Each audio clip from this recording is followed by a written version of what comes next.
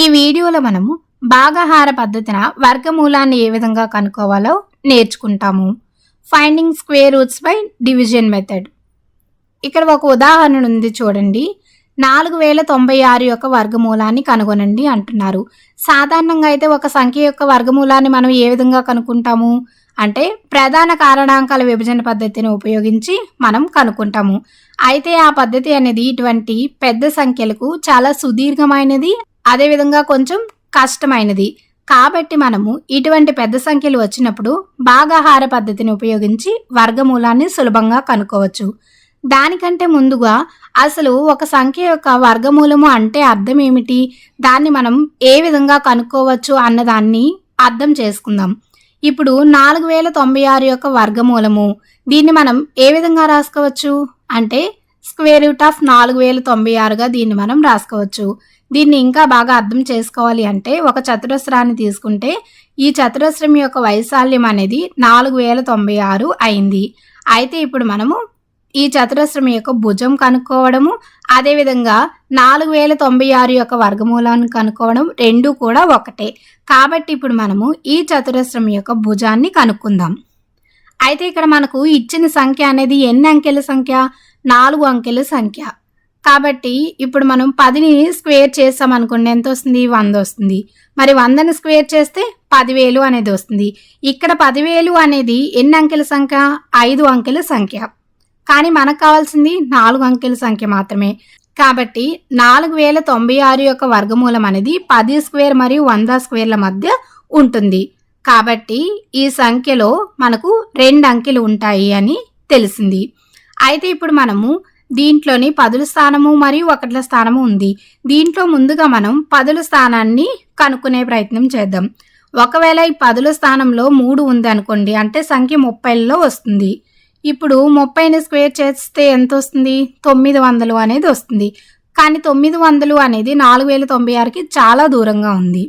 కాబట్టి ఇప్పుడు మనం 4ని తీసుకుందాం. అంటే 40 స్క్వేర్ చేస్తే ఎంత వస్తుంది? 1600 అనేది వస్తుంది. ఇది కూడా చాలా దూరంగా ఉంది, కాబట్టి ఇది కూడా రాదు.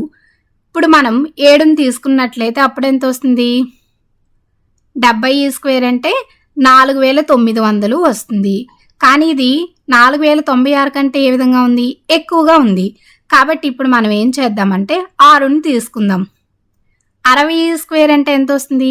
3600 వస్తుంది. ఇది 4096 కంటే తక్కువగా ఉంది, కానీ 4096కి దగ్గరగా ఉంది. కాబట్టి ఇక్కడ పదుల స్థానంలో మనకు 6 అనేది వస్తుంది. అంటే 4096 అనేది 60 మరియు 70 మధ్యలో ఉన్న సంఖ్య యొక్క వర్గము. అయితే ఇప్పుడు మనకు పదుల స్థానంలో సంఖ్య 6 అనేది వస్తుంది అని తెలుసుకున్నాము. ఇప్పుడు ఒకట్ల స్థానంలో ఎంత వస్తుంది అనేది కనుక్కుందాం. అయితే పదుల స్థానంలో 6 అనేది వచ్చింది కాబట్టి ఇప్పుడు మనం ఈ మొత్తం ప్రాంతంలో కొంత ప్రాంతాన్ని కనుక్కున్నాం. ఎంత? ఇది 3600 వస్తుంది.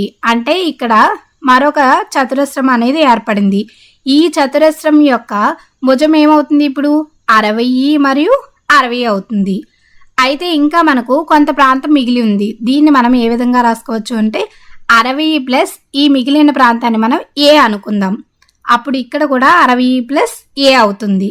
అయితే ఈ మిగిలిపోయిన వైశాల్యం అనేది ఏమవుతుంది అంటే 4096లోంచి మనము 3600 తీసివేస్తే ఎంత వస్తుంది? 496 అనేది వస్తుంది. అంటే మిగిలిన వైశాల్యం 496 అని మనం చెప్పచ్చు. కానీ ఇక్కడ మనం జాగ్రత్తగా గమనించినట్లయితే మిగిలిన వైశాల్యం అనేది ఏ ఆకారంలో ఉంది? ఇది ఒక ఎల్ ఆకారంలో ఉంది. అయితే ఈ విధంగా ఉన్న ఆకారానికి మనకు ప్రత్యేకంగా ఎటువంటి సూత్రము లేదు వైశాల్యం కనుక్కోవడానికి.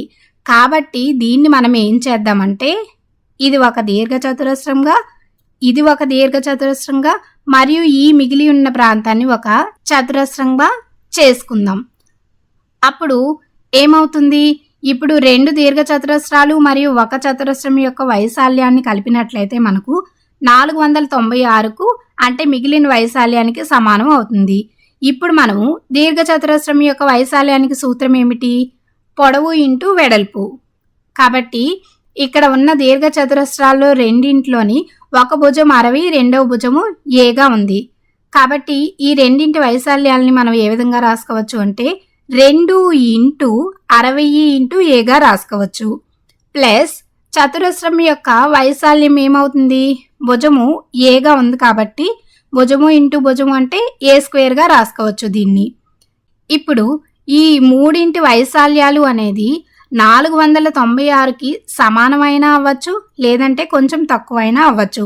కాబట్టి ఇక్కడ మనం లెస్ దెన్ ఆర్ ఈక్వల్ టుని రాసుకోవడం జరిగింది. ఇప్పుడు ఈ సమీకరణం నుంచి ఏను కామన్గా తీద్దాం. అప్పుడు ఎంత వస్తుంది, a into 120 plus a less than or equal to 496 అనేది వస్తుంది. ఇప్పుడు ఏం చేద్దామంటే ఈ సమీకరణంలో ఏ స్థానంలోని మనం 1ని ప్రతిక్షేపిద్దాం. అప్పుడు ఏమవుతుంది, 1 ఇంటూ 120 ప్లస్ 1 అంటే 121 అవుతుంది. ఇది మనకు 496కి బాగా దూరంగా ఉంది. ఒకవేళ మనము 3ని ప్రతిక్షేపించినట్లయితే అప్పుడు ఏమవుతుంది, 3 ఇంటూ 123 అవుతుంది. ఇది ఎంత వస్తుంది, 369 అనేది వస్తుంది. 4ను ప్రతిక్షేపిస్తే 4 ఇంటూ 124 అనేది వస్తుంది. ఇప్పుడు 496 అనేది వచ్చింది, సరిగ్గా సమానమైంది. కాబట్టి పదుల స్థానంలో ఏ సంఖ్య వస్తుంది, 4 అనేది వస్తుంది. అంటే మిగిలిన భుజం ఇక్కడ ఏ అనుకున్నాం కదా, దీన్ని మనం 4గా రాసుకోవచ్చు. కాబట్టి 4096 యొక్క వర్గమూలం ఎంత వచ్చింది, మనకు 64 అనేది వచ్చింది. అయితే ఇక్కడ గమనించారా, దీన్ని కనుక్కోవడము ఎంత సుదీర్ఘమైన పద్ధతో. కాబట్టి ఇప్పుడు మనం ఇదే సంఖ్య యొక్క వర్గమూలాన్ని భాగహార పద్ధతిలో కనుక్కుందాం. ఇప్పుడు సంఖ్య ఎంత, 4096. దీన్ని మనం ఏం చేయాలి అంటే ఇచ్చిన సంఖ్యను 1ల స్థానం మొదలుకొని రెండేసి సంఖ్యల సమూహాలుగా విభజించాలి. అంటే 40 అనేది ఒక జత, 96 అనేది ఒక జత. వీటిపై మనము అడ్డు గీతను గీయాలి. తర్వాత మొదటి జత లేదా అంకెకు సమానమైన లేదా తక్కువైన పరిపూర్ణ వర్గ సంఖ్యల నుండి గరిష్ట సంఖ్యను ఎన్నుకోవాలి. దాని వర్గమూలాన్ని విభాజకంలో మరియు భాగఫలంలో రాయాలి. మొదటి సంఖ్య ఏమిటి, 40. ఈ 40కి దగ్గరగా ఉన్న వర్గ సంఖ్య అంటే 6 ఇంటూ 6 ఏమవుతుంది, మనకు 36 అనేది అవుతుంది. ఇక్కడ ఒక 6ని విభాజకంలోను ఒక 6ని భాగఫలంలో రాసుకోవాలి. అప్పుడు మనకు ఎంత వస్తుంది, 40లోంచి ఇప్పుడు 36ను తీసివేయాలి. ఎంత వస్తుంది, 4 అనేది శేషము అవుతుంది.